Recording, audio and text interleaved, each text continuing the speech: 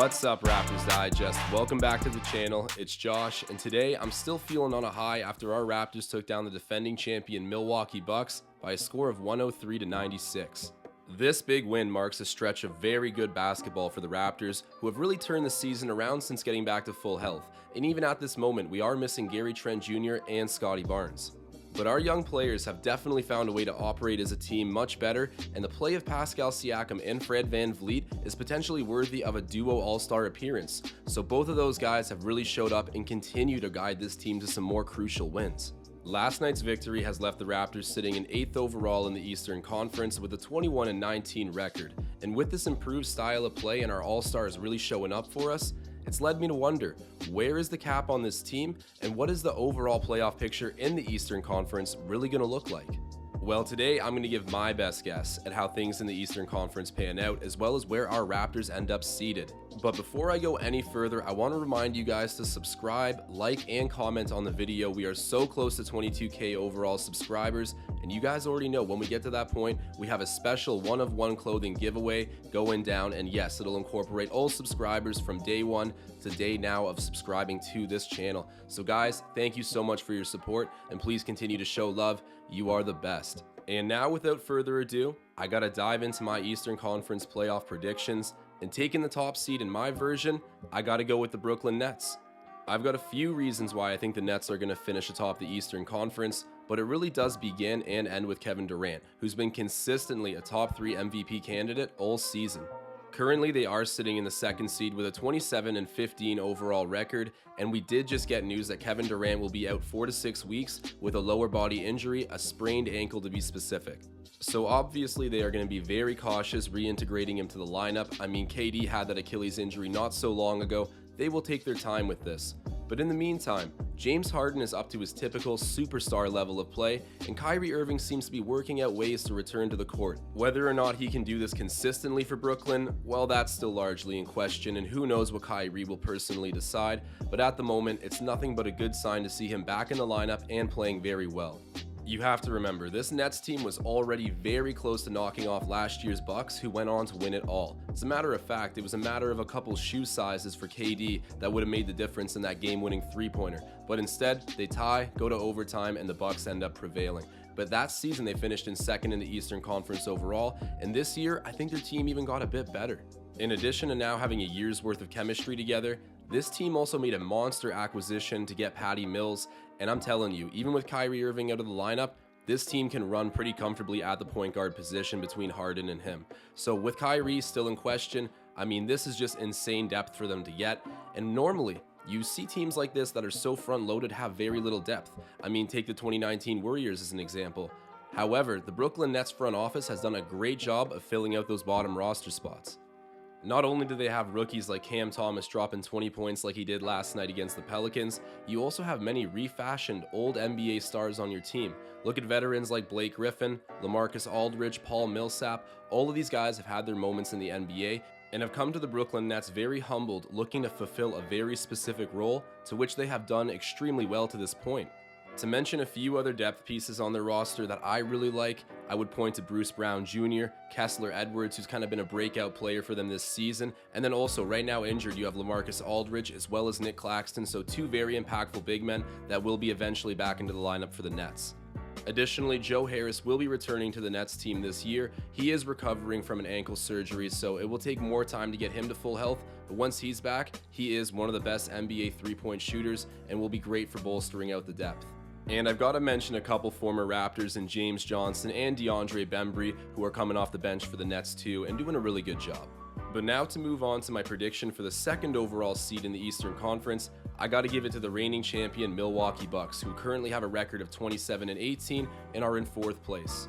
Of course, the Bucks have decent depth, I just don't see it as overly unique. I would admit that getting Jrue Holiday was really the key piece to completing a championship supporting cast for Giannis Antetokounmpo, but at the end of the day, it really comes down to the fact that Giannis is the best player in the world, and I'm not going to sleep on what that does for putting up W's. For anyone who tunes into the live streams, especially last night when the Raptors were facing off with the Bucks, you already know that I'm not a big fan of Mike Budenholzer. I don't really see him as an elite NBA coach. However, with Giannis healthy and continuing to lead the MVP race, if he can stay away from injuries in the second half of the season, well then I see a top 3 seed finish in the Eastern Conference as a pretty likely outcome for this Bucks team, and I give them the 2 seed overall because they have the status of defending champions, and Giannis has only continued to up his game, and of course chemistry continues to build for the Bucks, who have been together now for a little while. Now for my pick at the 3rd spot, I gotta give it to the Chicago Bulls.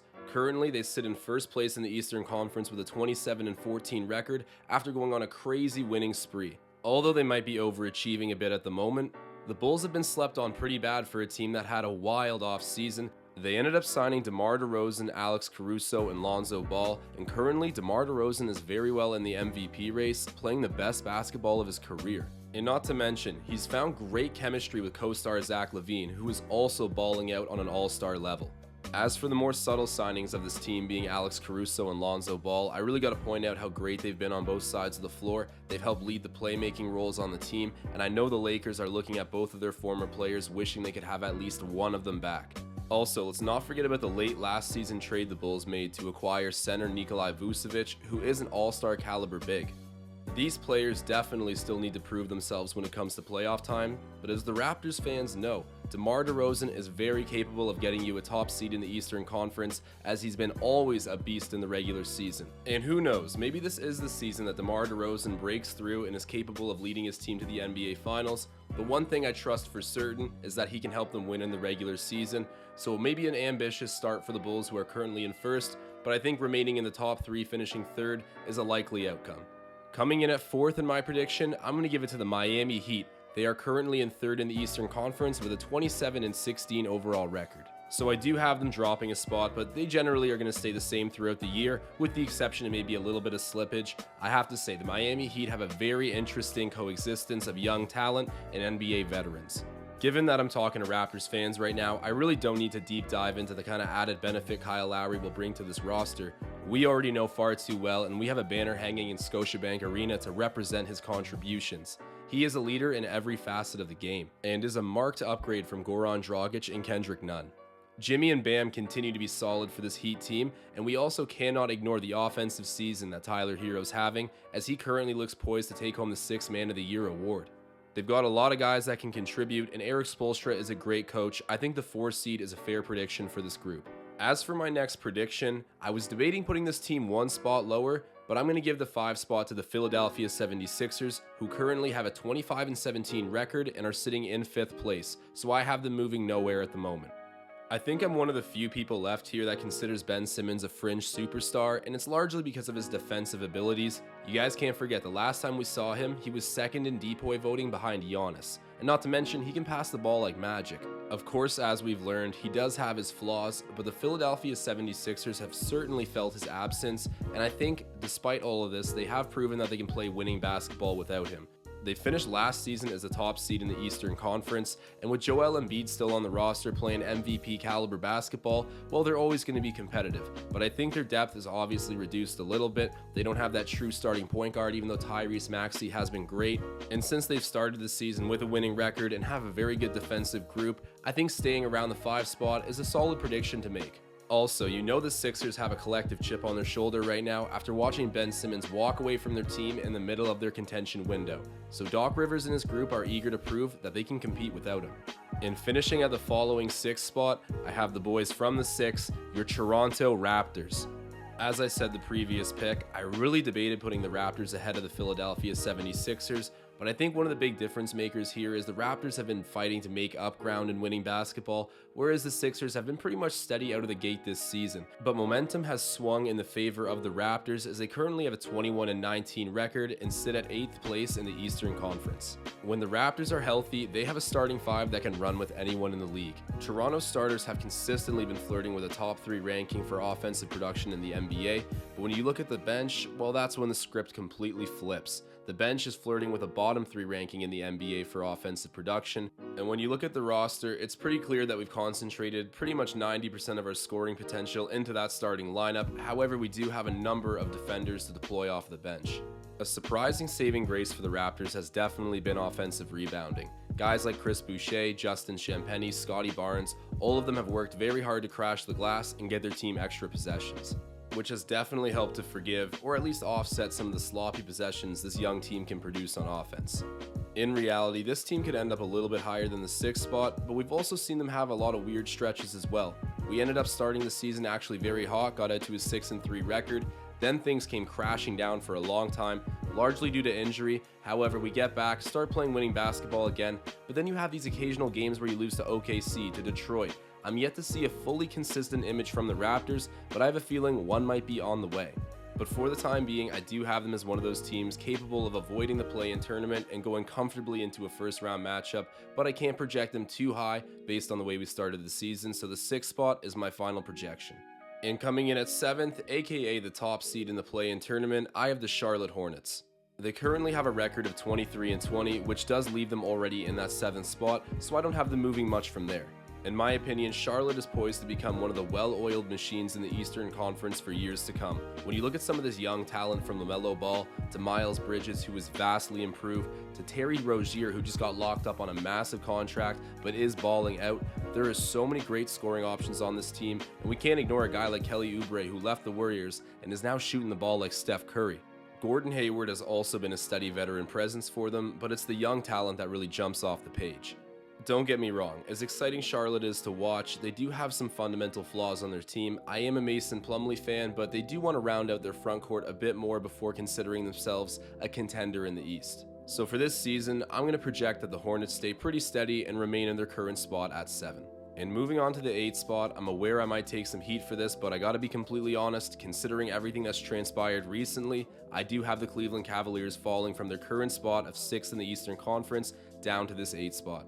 They've definitely earned that 26-18 record, and for anyone who is criticizing Jarrett Allen's contract this offseason, well, I'm certain that you aren't doing that anymore, because he's playing like a bona fide all-star, and he's really the anchor on both ends for this Cavaliers team.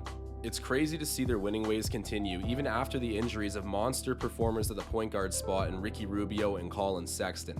Both of those guys were doing amazing things for this Cavs team, but now will be sidelined for the rest of the year. Somehow they are still on a 4-game win streak, and they've also acquired Rajon Rondo to help fill that void at the 1, so he'll definitely help and keep them competitive.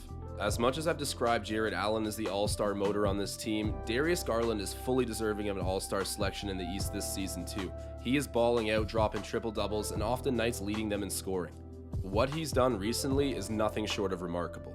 I don't know if there's such thing as an oversized basketball team, but the Cavaliers are definitely treading that line carefully. They've built their team around pieces like Jarrett Allen, Lauri Markkanen, Evan Mobley, Isaac Okoro, Kevin Love, all guys who are playing in the front court. And when compared to the recent blows that you've experienced to your guard depth, it's very clearly a bit of an offset roster with Darius Garland needing to assume nearly all playmaking and ball handling responsibilities.